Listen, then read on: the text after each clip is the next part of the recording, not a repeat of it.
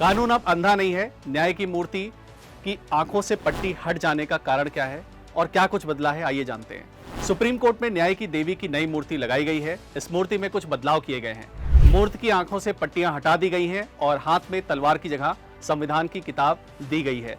भारत के chief justice D Y Chandrachud ने ये बदलाव कराए हैं और इसका मकसद यह बताना है कि भारत में कानून अंधा नहीं है। नई मूर्ति को सुप्रीम कोर्ट के जजों की लाइब्रेरी में लगाया गया है। सीजेआई डीवाई चंद्रचूड़ ने खुद इस मूर्ति को बनाने का आदेश दिया था। दरअसल पुरानी मूर्ति में दिखाया गया अंधा कानून और सजा का प्रतीक आज के समय के हिसाब से सही नहीं था, इसीलिए ये बदलाव किए गए हैं।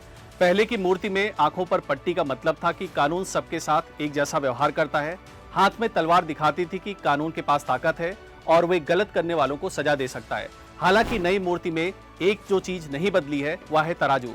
मूर्ति के हाथ में अभी भी तराजू है। यह दिखाता है कि न्यायालय किसी भी फैसले पर पहुंचने से पहले दोनों पक्षों की बात को ध्यान से सुनता है।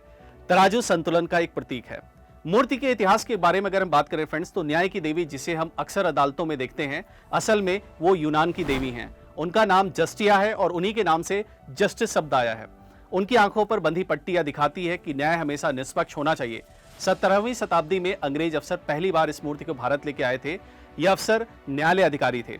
18वीं शताब्दी में ब्रिटिश राज के दौरान न्याय की देवी मूर्ति का सार्वजनिक रूप से इस्तेमाल होने लगा और भारत की आजादी के बाद भी हमने इसे अपने प्रतीक के तौर पर अपनाया।